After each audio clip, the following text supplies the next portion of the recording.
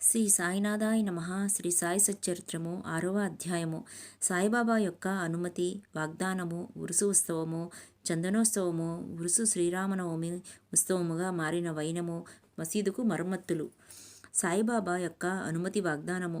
సంసారమును సాగరములో జీవుడు అనేది యోడను సద్గురుడే సరంగి అయి నడుపునప్పుడు అది సులభముగాను సురక్షితముగాను గమ్యమును చేరును.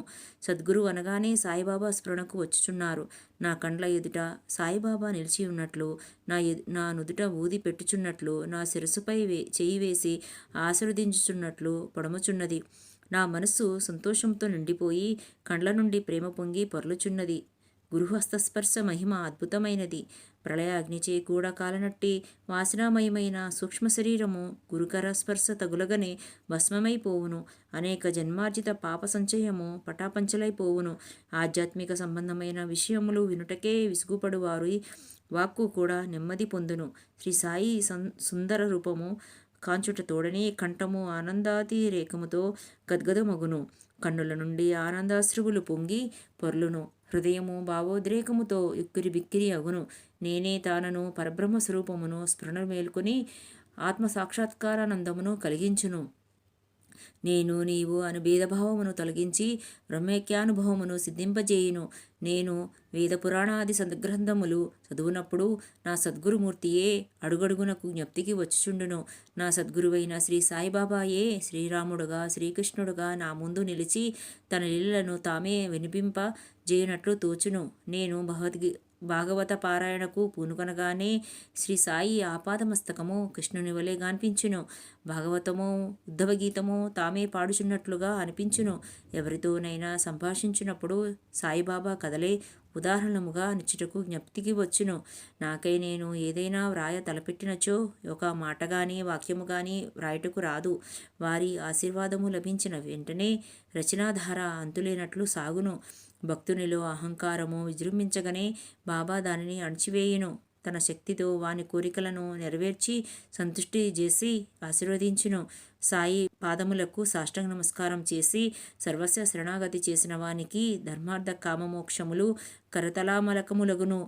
భగవత్ సాన్నిధ్యమునకు పోవుటకు కర్మ జ్ఞాన యోగ భక్తి మార్గములనడి 4 త్రోవలు గలవు. అన్నింటిలో భక్తి మార్గము కష్టమైనది. అది ముండ్లతో గోతులతో నిండి ఉన్నది. సద్గురుని సహాయంతో ముండ్లను గోతులను తప్పించుకొని ముందుకు సాగినచో గమ్యస్థానము అవలీలగా చేరవచ్చును. ఈ సత్యమును దృఢముగా నమ్ముడని శ్రీ సాయిబాబా నొక్కి వక్కాణించేవారు. స్వయం సత్తాకమైన బ్రహ్మము జగత్తును సృష్టించు నా బ్రహ్మము యొక్క శక్తి మాయా సృష్టి అను ఈ మూడింటిని గూర్చిన తత్వ విచారము చేసి వాస్తవమునికి 3 ఒకటే అని సిద్ధాంతీకరించి బాబా తన భక్తుల శ్రేయస్సుకై చేసిన అభయ ప్రధాన వాక్యములను రచయిత ఈ క్రింది ఉదహరించుచున్నాడు. నా భక్తుని ఇంటిలో అన్నవస్త్రములకు ఎప్పుడూ లోటుండదు. నా ఎందే మనసు నిలిపి భక్తి శ్రద్ధలతో మనఃపూర్వకముగా నన్నే ఆరాధించు వారి యోగక్షేముల నేను జూచెదెను. కావున వస్త్రాహారముల కొరకు ప్రయాసపడవద్దు. నీకేమైనా కావలసిన భగవంతుని వేడుకొనుము.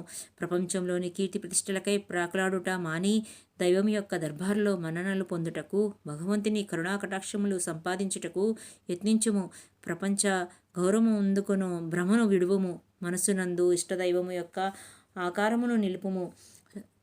సమస్తేంద్రియములను మనస్సును భగవంతుని ఆరాధన కొరకే నియమింపుము. ఇతరముల వైపు మనసు పోనివ్వకుము. ఎల్లప్పుడూ నన్నే జ్ఞప్తించుకొనుము. మనసును ధన సంపార్జనము దేహ పోషణ గృహ సంరక్షణము మొదలైన విషయముల పట్ల సంచరించకుండా గట్టిగా నిలుపుము. అప్పుడది నెమ్మది వహించి శాంతముగాను చింతారహితముగాను ఉండును. మనస్సు సరియైన సాంగత్యములో ఉన్నదనుటకు ఇదియే గుర్తు. చంచల మనసునకు స్వాస్థ్యము చిక్కదు. బాబా మాటలు ఉదహరించిన పిమ్మట గ్రంథకర్త షిరిడీలో జరుగు శ్రీరామనవమి ఉత్సవమును వర్ణించుటకు పూనుకొనెను. షిరిడీలో జరుగు ఉత్సవములన్నిటిలో శ్రీరామనవమియే గొప్పది. సాయిలీల 1925 పుట 197 పత్రికలో షిరిడీలో జరుగు శ్రీరామనవమి ఉత్సవము గురించి విపులముగా వర్ణింపబడినది. దాని సంగ్రహమిట పేర్కొనబడుచున్నది. ఉరుసు ఉత్సవము. కూపర్గాంలో గోపాలరావు గుండు అనునతడు పోలీస్ సర్కిల్ ఇన్స్పెక్టర్గా నుండెను. అతడు బాబాకు గొప్ప భక్తుడు. అతనికి 3 భార్యలున్నప్పటికీ సంతానం కలుగలేదు. శ్రీ సాయి ఆశీర్వచనముచే అతనికి ఒక కొడుకు పుట్టెను. ఆ ఆనంద సమయంలో అతనికి షిరిడీలో ఉరుసు ఉత్సవము నిర్వహించవలెనను ఆలోచన కలిగినది. తన ఆలోచనను తాత్యాకోతే పాటిలు, దాదాకోతే పాటిలు, మాధవరావు దేశపాండే తదితర తక్కిన సాయి భక్తుల ముందుంచెను. వారంతా దీనిని ఆమోదించిరి. బాబా ఆశీర్వాదమును అనుమతిని పొందిరి. ఇది 1897లో జరిగెను. ఉరుసు ఉత్సవం జరుపుకోవడానికి జిల్లా కలెక్టరు అనుమతికై దరఖాస్తు పెట్టిరి. గ్రామ కులకర్ణీకరణము దానిపై ఏదో వ్యతిరేకముగా చెప్పినందున అనుమతి రాలేదు. కానీ బాబా ఆశీర్వదించి ఉండుటచే మరలా ప్రయత్నించగా వెంటనే అనుమతి వచ్చెను. బాబా సలహా అనుసరించి ఉరుసు ఉత్సవమును శ్రీరామనవమి నాడు చేయుటకు నిశ్చయించిరి. ఈ ఉరుసు ఉత్సవమును శ్రీరామనవమి నాడు జరుపుకొనుటలో హిందూ మహమ్మదీయుల సమైక్యతాభావము బాబా ఉద్దేశము కాబోలు. భవిష్య సంఘటనలను బట్టి చూడగా బాబా సంకల్పము నెరవేరినట్లు స్పష్టమగును. ఉత్సవము జరుపుటకు అనుమతైతే వచ్చును గాని ఇతర అవాంతరములు కొన్ని తలెత్తినవి. చిన్న గ్రామమైన షిరిడీలో నీటి ఎద్దడి అధికముగా నుండెను. గ్రామమంతటికి 2 నూతులుండెడివి. ఒకటి ఎండాకాలంలో ఎండిపోచుండెను. రెండవ దానిలోని నీళ్లు ఉప్పనివి. ఈ సమస్యను బాబాకు నివేదించగా బాబా ఆ ఉప్పునీటి బావిలో పువ్వులు వేసెను. ఆశ్చర్యకరముగా ఆ ఉప్పు నీరుని మంచినీరుగా మారిపోయినవి. ఆ నీరు కూడా చల్లకపోవుటచే తాత్యాపాటిలు దూరం నుండి మోటల ద్వారా నీరు తెప్పించెను. తాత్కాలికముగా అంగళ్ళు వెలిసినవి. కుస్తీ పోటీల కొరకు ఏర్పాట్లు చేయబడినవి. గోపాలరావు గుండెనకొక మిత్రుడు గలడు. కానీ వాని పేరు దాము అన్నా కాకర్. అతనిది అహ్మద్నగరు. అతనికి 2 భార్యలు ఉన్నప్పటికీ సంతానము లేకుండెను. అతనికి కూడా బాబా ఆశీర్వదనముచే పుత్ర సంతానము కలిగెను. ఉత్సవము కొరకు ఒక జెండా తయారు చేయించవలెనని గోపాలరావు అతనికి పురమాయించెను. అటులనే నానాసాహెబు నిమోన్కర్ను ఒక నగిషీ జెండా తెమ్మని కోరెను. ఈ 2 జెండాలను ఉత్సవముతో తీసుకుని పోయి మసీదు 2 మూలలందు నిలబెట్టిరి. ఈ పద్ధతి ఇప్పటికినీ అవలంబించుచున్నారు. బాబా తాము నివసించిన ఆ మసీదును ద్వారకామాయి అని పిలిచెడివారు. చందనోత్సవము సుమారు 5 ఏళ్ల తర్వాత ఈ ఉత్సవంలో పాటు ఇంకొక ఉత్సవం కూడా ప్రారంభమయ్యెను. కొరాల గ్రామమునకు చెందిన అమీర్ శక్కర్ దలాల్ అను మహమ్మదీయ భక్తుడు చందన ఉత్సవమును ప్రారంభించెను. ఈ ఉత్సవము గొప్ప మహమ్మదీయ ఫకీర్ల గౌరవార్థము చేయుదురు. వెడల్పు పళ్ళెరములో చందనపు ముద్ద నుంచి తలపై పెట్టుకుని సాంబ్రాణి ధూపములతో బాజా భజంత్రీలతో ఉత్సవము సాగించెదరు. ఉత్సవమూరేగిన పిమ్మట మసీదునకు వచ్చి మసీదుల గూటి నింబారు గోడలోనూ గోడలపైనను ఆ చందనమును చేతితో నందరును తట్టెదరు. మొదట 3 సంవత్సరములు ఈ ఉత్సవమును అమీర్ శక్కర్ నిర్వహించెను. పిమ్మట అతని భార్య ఆ సేవను కొనసాగించెను. ఒకే దినమందు పగలు హిందువులచే జెండా ఉత్సవము, రాత్రులందు మహమ్మదీయులచే చందనోత్సవము ఏ అరమరికలు లేక జరుగుచున్నవి. ఏర్పాట్లు షిరిడీలో జరుగు శ్రీరామనవమి ఉత్సవము బాబా భక్తులకు ముఖ్యమైనది, పవిత్రమైనది. భక్తులందరూ వచ్చి ఈ ఉత్సవంలో పాల్గొనుచుండిరి. బయటి ఏర్పాట్లన్నీయు తాత్యాకోతే పాటిలు చూచుకొనుడివాడు. ఇంటి లోపల చేయవలసినవన్నీయు రాధాకృష్ణమాయి అను భక్తురాలు చూచుచుండెను. ఉత్సవ దినములలో ఆమె నివాసము భక్తులతో నిండిపోయేటిది. ఆమె వారికి కావలసిన ఏర్పాట్లు చూచుకొనుటకే గాక ఉత్సవమునకు కావలసిన సరంజామానంతయు సిద్ధపరచుండెను. అంతేకాదు స్వయముగా ఆమె మసీదును శుభ్రపరిచి గోడలకు సున్నము వేయుచుండెను. మసీదు గోడలు బాబా వెలిగించు ధుని మూలముగా మసిపట్టి ఉండెడివి. మండుచున్న ధునితో సహా మసీదులోని వస్తువులన్నిటినీ తీసి బయటపెట్టి మసీదు గోడలను చక్కగా కడిగి వెళ్ళవేయించుచుండెను. ఆమె ఇదంతయు బాబా దినము మార్చి దినము చావడిలో పరుండునప్పుడు చేసేటిది. ఈ పనిని శ్రీరామనవమికి 1 రోజు ముందే పూర్తి చేయుచుండెను. పేదలకు అన్నదానమనిన బాబాకు చాలా ప్రీతి. అందుచే ఈ ఉత్సవ సమయమందు అన్నదానము విరివిగా చేయుచుండిరి. భోజన పదార్థములు, మిఠాయిలు రాధాకృష్ణమాయి ఇంటిలో విస్తారముగా వండబడివి. అనేక మంది సంపన్నులైన సాయి భక్తులు స్వచ్ఛందముగా పూనుకొని ఈ సేవలో పాల్గొనుచుండెడివారు. ఉరుసు శ్రీరామనవమి ఉత్సవముగా మారిన వైనము ఈ ప్రకారముగా 1897 నుండి 1911 వరకు ఉరుసు ఉత్సవము శ్రీరామనవమి నాడు వైభవముగా జరుగుచుండెను. రాను రాను అది వృద్ధియగుచు ప్రాముఖ్యం సంతరించుకొనెను. 1912లో ఈ ఉత్సవమునకు సంబంధించి ఒక మార్పు జరిగెను. శ్రీ సాయినాథ సగుణోపాసన గ్రంథకర్త అయిన కృష్ణారావు జాగేశ్వర భీష్మ అనువాడు దాదాసాహెబ్ కాపాడే అమరావతితో కలిసి ఉత్సవమునకు వచ్చెను. వారు దీక్షితువాడలో బస చేసిరి. ఉత్సవము ముందు రోజు కృష్ణారావు దీక్షితువాడ వసారాలో పండుకొని ఉండెను. ఆ సమయంలో లక్ష్మణరావు ఉరఫ్ కాకమాజని పూజా పరికరముల పళ్ళెముతో మసీదునకు పోవుచుండెను. అతన్ని చూడగానే భీష్మకు ఒక క్రొత్త ఆలోచన తట్టేను. వెంటనే కాకా మహాజనిని దగ్గరకు పిలిచి అతనితో ఉత్సవమును శ్రీరామనవమి నాడు చేయుమనుటలో భగవదుద్దేశమేదియో ఉండవచ్చును. శ్రీరామనవమి హిందువులకు చాలా ముఖ్యమైన పర్వదినము కనుక ఈ దినమందు రామ జన్మోత్సవము ఎలా జరపకూడదు అని అడిగెను. కాక మహాజనికి ఆలోచన బాగా నచ్చినది. తమ సంకల్పమునకు బాబా అనుమతి సంపాదించుటకు అయుత్తమైరి. కానీ భగవత్ సంకీర్తన చేయుటకు అంత తక్కువ వ్యవధిలో హరిదాసును సంపాదించుట కష్టము. ఈ సమస్యను కూడా తుదకు భీష్మయే పరిష్కరించెను. ఎట్లనా అతని వద్ద రామాఖ్యానమను శ్రీరాముని చరిత్ర సిద్ధముగా నుండుటచే అతడే దానిని సంకీర్తన చేయుటకు కాకా మహాజని హార్మోనియం వాయించుటకు తీర్మానించిరి. చక్కెరతో కలిపిన సొంటి గుండా ప్రసాదము రాధాకృష్ణమాయి చేయుట ఏర్పాటమయ్యెను. బాబా అనుమతి పొందుటకై వారు మసీదుకు పోయిరి. సర్వజ్ఞుడైన బాబా వాడాలో ఏమి జరుగుచున్నదని మహాజనిని ప్రశ్నించెను. బాబా అడిగిన ప్రశ్నలోని అంతరార్థమును మహాజని గ్రహించలేక ఏమీ జవాబివ్వక మౌనముగా నుండెను. బాబా అదే ప్రశ్న భీష్మనడిగెను. అతడు శ్రీరామనవమి ఉత్సవము చేయవలయునను తమ ఆలోచనను బాబాకు వివరించి అందులకు బాబా అనుమతి నివ్వవలెనని కోరెను. బాబా వెంటనే ఆశీర్వదించెను. అందరూ సంతోషించి రామజయంతి ఉత్సవమునకు సంసిద్ధులైరి. ఆ మరుసటి దినము మసీదు అలంకరించిరి. రాధాకృష్ణమాయి యొక్క ఊయలనిచ్చెను. దానిని బాబా ఆశ్రమం ముందు వ్రేలాడగట్టిరి. శ్రీరామ జన్మోత్సవం వేడుక ప్రారంభమయ్యెను. భీష్ముడు కీర్తన చెప్పుటకు లేచెను. మహాజని హార్మోనియం ముందు కూర్చునేను. అప్పుడు లెండి నుండి మసీదుకు వచ్చిన బాబా అదంతయో చూచి మహాజన్ని పిలిపించి రామ జన్మోత్సవము జరుపుటకు బాబా ఒప్పుకునో లేదో ఏమగునో అని జంకుతూ అతడు బాబా వద్దకు వెళ్ళెను. అది అంతయు ఏమని అక్కడ ఊయల ఎందుకు కట్టిరని బాబా అతన్ని అడిగెను. శ్రీరామనవమి ఉత్సవము ప్రారంభమైనదనియు అందులకై ఊయల కట్టిరనియు అతడు చెప్పెను. బాబా మసీదులో ఉండు భగవంతుని నిర్గుణ స్వరూపమును సూచించి నింబారుగూడు నుండి 2 పూలమాలలు తీసి ఒకటి మహాజని మెడలో వేసి ఇంకోటి భీష్మకు పంపెను. హరికథ ప్రారంభమయ్యెను. రామకథ సంకీర్తనము ముగియుగానే బాజా భజంత్రి ధ్వనుల మధ్య శ్రీరామచంద్రమూర్తికి జై అను జయ జయధ్వానములు చేచు పరమోత్సాహముతో అందరూ ఒకరిపైనొకరు గులాల్ జల్లుకొనిరి. అంతలో నొక గర్జన వినబడెను. భక్తులు చల్లుకొనుచుండిన గులాల్ ఎటులనో పోయి బాబా కంటిలో పడెను. బాబా కోపముతో బిగ్గరగా తిట్టుట ప్రారంభించెను. ఇది చూచి చాలామంది భయంతో పారిపోయిరి. కానీ బాబా యొక్క సన్నిహిత భక్తులు మాత్రము అవన్నీ తిట్ల రూపముగా బాబా తమకిచ్చిన ఆశీర్వాదములన్నీ గ్రహించి కదలక అక్కడనే ఉండిరి. శ్రీరామ జయంతి నాడు రావణుడని అహంకారాది అరిషడ్వర్గములను సంహరించుటకు శ్రీ సాయి రూపములో ఉన్న శ్రీరాముడు ఆగ్రహించుట సహజమే కదా అని భావించిరి. షిరిడీలో ఏదైనా కొత్తది ప్రారంభించినప్పుడల్లా బాబా కోపించుట ఒక రివాజు. దీనిని తెలిసిన వారు గమ్మున నొరుకుండిరి. తన ఊయలను బాబా విరుచునను భయంతో రాధాకృష్ణమాయి మహాజనిని పిలిచి ఊయలను తీసుకొని రమ్మనెను.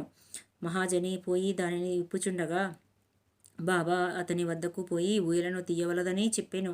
కొంతసేపటికి బాబా శాంతించెను. ఆనాటి మహాపూజ హారతి మొదలగునవి ముగిసెను. సాయంత్రము మహాజని పోయి ఊయలను విప్పుచుండగా ఇంకనూ దాని అవసరమున్నదని కనుక దాన్ని విప్పవద్దని బాబా అతన్ని వారించెను. రామనవమి మరుసటి దినమున జరుపు గోపాలకోత్సవముతో గాని ఉత్సవము పూర్తి కాదని విషయము అప్పుడు భక్తులకు స్ఫురించెను. మర్నాడు శ్రీకృష్ణ జననము నాడు పాటించు కాలహండి అను ఉత్సవము జరిపిరి. కాలహండి అనగా నల్లని కుండలో అటుకులు, పెరుగు, ఉప్పు, కారము కలిపి వ్రేలాడగట్టెదరు. హరికథ సమాప్తమైన పిమ్మట దీనిని కట్టెతో పగులగొట్టెదరు. రాలిపడిన అటుకులను భక్తులకు ప్రసాదముగా పంచిపెట్టెదరు. శ్రీకృష్ణ పరమాత్ముడు ఈ మాదిరిగానే ఘన స్నేహితులకు గొల్లవాండ్రకు పంచి పెట్టుచుండెను.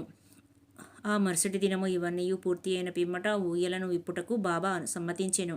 శ్రీరామనవమి వేడుకలు ఈ విధముగా జరిగిపోచుండగా పగటి వేళ పతాకోత్సవము, రాత్రి యందు చందనోత్సవము కూడా యథావిధిగా జరిగినవి. ఈ విధముగా ఆనాటి నుండి వరుస ఉత్సవము శ్రీరామనవమి ఉత్సవముగా మారెను. 1913 నుండి శ్రీరామనవమి ఉత్సవంలోని అంశములు క్రమముగా హెచ్చినవి. చైత్రపాడ్యము నుంచి రాధాకృష్ణమాయి రామసప్తాహము ప్రారంభించుచుండెను. భక్తులందరూ వంతుల వారీగా అందు పాల్గొనుచుండిరి. ఒక్కొక్కప్పుడు రాధాకృష్ణమాయి కూడా వేకుజామునని భజనలో చేరుచుండెను. శ్రీరామనవమి ఉత్సవములు దేశమంతటా జరుగుటచే హరికథ కాలక్షేపము చేయు హరిదాసులు దొరుకుట దుర్లభముగా నుండెను. శ్రీరామనవమి 5-6 రోజుల ముందు ఆధునిక తుకారామయ్యను పిలువబడు బాలబువ మాలయ్యను సంకీర్తనకారుని కాకమహాజని యాదృచ్ఛికంగా కలియుట తటస్థించినది. శ్రీరామనవమి నాడు సంకీర్తన చేయుటకు మహాజని అతనిని షిరిడి తోడ్కొని వచ్చెను. ఆ మరుసటి సంవత్సరం కూడా అనగా 1914లో తన స్వగ్రామమైన సతార్ జిల్లా బృహద్ సిద్ధకవటే గ్రామంలో ప్లేగు వ్యాపించి ఉండుట చేత బాలబువ సత్కార్ సంకీర్తన కార్యక్రమంలో లేక ఖాళీగా నుండెను. కాకాసాహెబ్ దీక్షిత్ ద్వారా బాబా అనుమతి పొంది అతడు షిరిడి వచ్చి హరికథ సంకీర్తనం చేసెను. బాబా అతడిని తగినట్టు సత్కరించెను. 1914 సంవత్సరంలో ప్రతి సంవత్సరము శ్రీరామనవమి నాడు షిరిడీలో సంకీర్తన చేయు బాధ్యతను శ్రీ దాసగణు మహారాజునకు బాబా అప్పగించుట ద్వారా ఏటేటా ఒక్కొక్క క్రొత్త హరిదాసును పిలుచు సమస్య శాస్త్రముగా పరిష్కరించబడెను. 1912 నుండి ఈ ఉత్సవము రాను రాను వృద్ధి పొందుచుండెను. చైత్రశుద్ధ అష్టమి మొదలు ద్వాదశి వరకు షిరిడి తేనె త్రుట్టి వలె ప్రజలతో కిటకిటలాడుచుండెను. అంగళ్ల సంఖ్య పెరిగిపోయెను. కుస్తీ పోటీలలో అనేక మంది ప్రముఖ మల్లులు పాల్గొనుచుండిరి. పేదలకు అన్న సంతర్పణ విరివిగా జరుగుచుండెను. రాధాకృష్ణమాయి కృషిచే షిరిడి యొక్క సంస్థానముగా రూపొందెను. వివిధములైన హంగులు అలంకారములు పెరిగినవి. అలంకరింపబడిన గుర్రము, పల్లకి, రథము, పాత్రలు, వెండి సామానులు, బాల్టీలు, వంటపాత్రలు, పటములు, నిలువుటద్దములు మొదలైనవి బహుకరింపబడెను. ఉత్సవమునకు ఏనుగులు కూడా వచ్చెను. ఇవన్నీ ఎంత హెచ్చినప్పటికీ సాయిబాబా వినినే మాత్రము లక్ష్యపెట్టక యథాపూర్వము నిరాడంబరులై ఇండుడివారు. ఈ ఉత్సవములో గమనింపవలసిన ముఖ్య విషయమేమన హిందువులు మహమ్మదీయులు ఎట్టి అరమరికలు లేక కలిసిమెలిసి ఉత్సవములలో పాలు పంచుకొనుడివారు. ఈనాటి వరకు ఎటువంటి మత కలహములు షిరిడీలో తలెత్తలేదు. మొదట 5,000 నుండి 7,000 వరకు యాత్రికులు వచ్చేవారు. క్రమముగా ఆ సంఖ్య 75,000 వరకు పెరిగినది. అంత పెద్ద సంఖ్యలో జనులు గుమిగూడినప్పటికీ ఎన్నడూ అంటువ్యాధులు కానీ అల్లర్లు కానీ సంభవించలేదు. మసీదుకు మరమ్మతులు. గోపాలరావు గుండునకు ఇంకొక మంచి ఆలోచన తట్టెను. ఉరుసు ఉత్సవమును ప్రారంభించిన విధముగానే మసీదును తగినట్లుగా తీర్చిదిద్దవలెనని నిశ్చయించుకొనెను. మసీదు మరమ్మతు చేయు నిమిత్తమై రాళ్లను తెప్పించి చెక్కించెను. కానీ ఈ పని బాబా అతనికి నియమించలేదు. నానాసాహెబ్ చాంద్కర్కు ఈ సేవ లభించినది. రాళ్ల తాపన కార్యము కాకాసాహెబ్ దీక్షితుకు నియోగింపబడెను. మసీదుకు మరమ్మతులు చేయుట మొదట బాబాకిష్టం లేకుండెను. కానీ భక్తుడకు మహర్షాపతి కల్పించుకొని ఎటులనో బాబా అనుమతిని సాధించెను. బాబా చావడిలో పండుకొన్న ఒక రాత్రిలో మసీదు నేలను చక్కని రాళ్లతో తాపన చేయుట ముగించిరి. అప్పటి నుండి బాబా గోనెగుడ్డపై కూర్చుండుట మాని చిన్న పరుపు మీద కూర్చుండువారు. గొప్ప వ్యయ ప్రయాసాలతో 1911వ సంవత్సరంలో సభామండపం పూర్తి చేసిరి. మసీదుకు ముందు ఉన్న జాగా చాలా చిన్నది, సౌకర్యముగా లేకుండెను. కాకాసాహెబ్ దీక్షిత్ దానిని విశాలపరిచి పైకప్పు వేయదలిచెను. ఎంతో డబ్బు పెట్టి ఇనుప స్తంభములు మొదలగునవి తెప్పించి పని ప్రారంభించెను. రాత్రి అంతయు శ్రమపడి స్తంభములు నాటెడివారు. మరుసటి దినము ప్రాతకాలముననే బాబా చావడి నుండి వచ్చి అది అంతయు చూచి కోపముతో వానిని పీకి పారవేయిచెడివారు. ఒకసారి బాబా మిక్కిలి కోపోద్దీపితుడై నాటిన ఇనుపస్తంభమును ఒక చేతితో బెకిలించుచు రెండవ చేతితో తాత్యా పాటీలు పీకను పట్టుకొనెను. తాత్యా తలపాగాను బలవంతముగా తీసి అగ్గిపుల్లతో నిప్పంటించి ఒక గోతెలో పారవేచెను. బాబా నేత్రములు నిప్పు కణముల వలె వెలుగుచుండెను. ఎవరిని బాబా వైపు చూచుటకు కూడా ధైర్యం చాలకుండెను. అందరూ భయకంపితులైరి. బాబా తన జేబులో నుంచి ₹1 తీసి అటువైపు విసిరెను. అది శుభ సమయమునందు చేయు ఆవుతి వలె కనపడెను. తాత్యా కూడా చాలా భయపడెను. తాత్యాకేమి జరుగునున్నదో ఎవరికి ఏమీ తెలియకుండెను. కల్పించుకొని బాబా పట్టు నుండి తాత్యాను విడిపించుటకు ఎవరికి ధైర్యం చాలలేదు. ఇంతలో కుష్ఠిరోగియు బాబా భక్తుడునగు బాగోజీ సింధే కొంచెం ధైర్యము కూడగట్టుకొని ముందుకు పోగా బాబా వారిని ఒక ప్రక్కకు త్రోసివేసెను. మాధవరావు సమీపించబోగా బాబా అతనిపై ఇటుకరాయి రువ్వెను. ఎంతమంది ఆ జోలికి పోదలిచిరో అందరికీ ఒకే గతి పట్టెను. కానీ కొంతసేపటికి బాబా శాంతించెను. ఒక దుకాణదారుని పిలిపించి వాని వద్ద నుంచి ఒక నగిషీ జరిపాగాను కొని తాత్యాను ప్రత్యేకముగా సత్కరించుకాయన్నట్లు దానిని స్వయముగా తాత్యా తలకు చుట్టెను. బాబా యొక్క ఈ వింత చర్యను చూచిన వారెల్లరూ ఆశ్చర్యమగ్నులైరి. అంత త్వరలో బాబాకిట్లు కోపము వచ్చెను. ఎందుచేత ఈ విధముగా తాత్యాను శిక్షించెనో, వారి కోపము తక్షణమే ఎట్లు చల్లబడెను అని అందరూ ఆలోచించుచుండిరి. బాబా ఒక్కొక్కప్పుడు శాంతమూర్తి వలె కూర్చుండి అత్యంత ప్రేమానురాగములతో మాట్లాడుచుండువారు. అంతలో నకారణముగా కోపించెడివారు. అటువంటి సంఘటనలు అనేకములు గలవు. కానీ ఏది చెప్పవలెనను విషయము తేల్చుకొనలేకున్నాను. అందుచే నాకు జ్ఞాపకము వచ్చినప్పుడల్లా ఒక్కొక్కటి చెప్పెదను. 6వ అధ్యాయము సంపూర్ణము. సద్గురు శ్రీ సాయినాథర్పణమస్తు. శుభం భవతు. ఓం సాయిరామ్.